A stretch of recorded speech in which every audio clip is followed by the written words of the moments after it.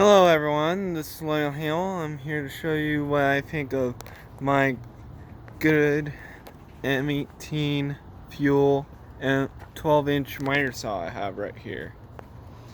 So you can see, I got a piece of wood, I got a square, like magnetic Milwaukee speed square, and I'm going to show you how to properly cut something with a miter saw and how to do it incorrectly. Last thing you want to do is cut your phone off on the job. So here we go.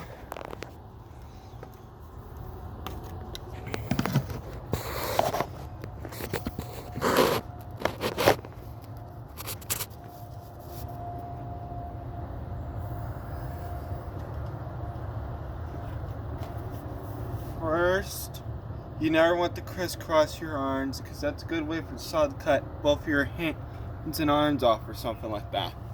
Second of all, you don't want to end up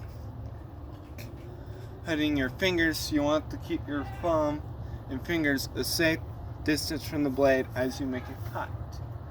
So you work right-handed, you do it this way.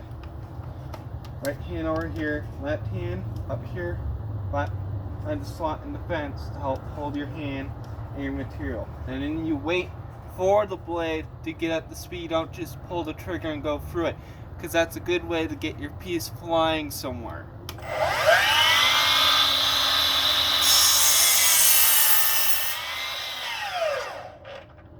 And then you never pick it up until it comes to a complete stop. Otherwise you are having an OSHA violation. And that's how it cuts.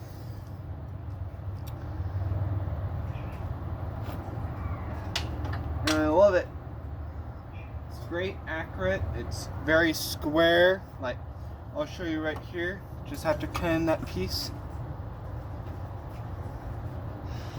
Look how square that is. It's literally right on there. It's that square. I never had to tune it since I took it out of the box back when I bought it. It's very square miter saw. I say you're on the Milwaukee platform and you want a miter saw you can use in the middle of nowhere with a battery on the M18 platform. Might as well take a look at you need a 12-inch. Take a look at the M18 12-inch miter saw. Plus it has positive stops in a lot of spaces. You also can bevel. Now you work left-handed. Here's the trick. When you are left-handed, then you're going to put your material on the other side, hold it with your right hand, and then you're going to cut it with the left hand instead, okay?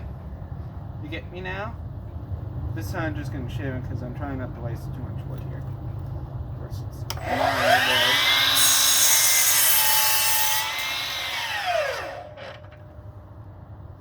Came to a complete stop, and then let the blade again.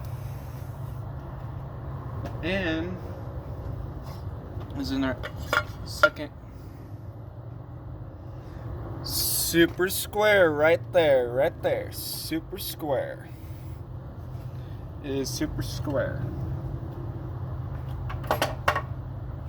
It has up to a certain amount of degrees on it that can cut. It will go the 60 in one way,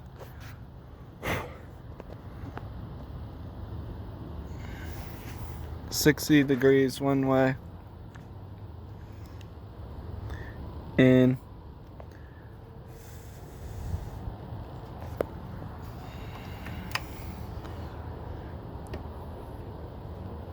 .50 degrees one way, 60 the other. 50 some degrees one direction to the left, and then 60 to the right. I believe the DeWalt we have at work only goes to 50 something to the right, and then 50, about 50 to the max to the left. So this does have more bevel control as well.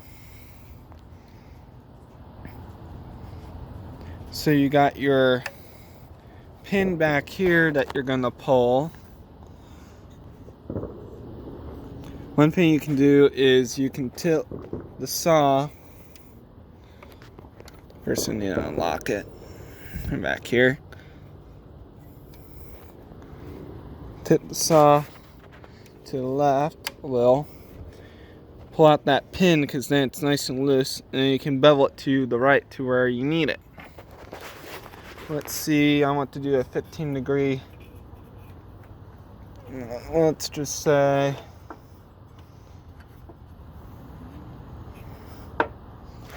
I wanted to do 30 degrees. 30 degrees right there. Now I'm going to turn that down.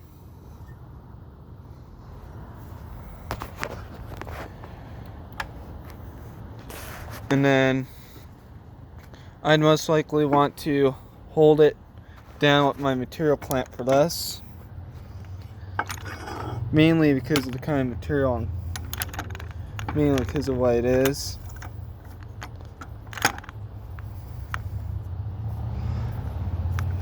I need to get the stop set up. Yeah.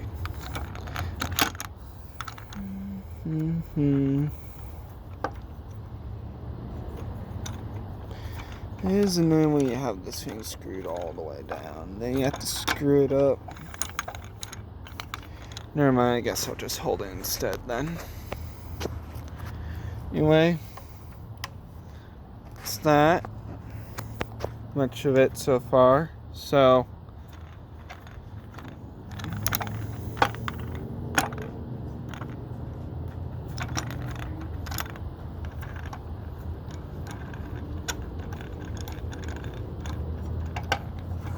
well, there we go. Now I can lock down.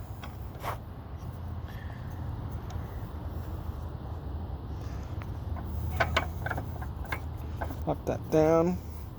Push that up against the fence to make it flush with the fence. Tighten it down. Especially since I'm trying to hold the phone right now. Yeah. And then that can hold the material while I cut with the miter saw and make a 30-degree angle cut.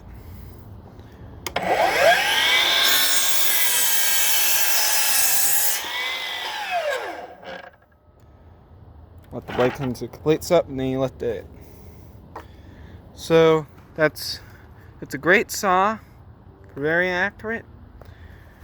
Great miter saw to have for running in the middle of nowhere.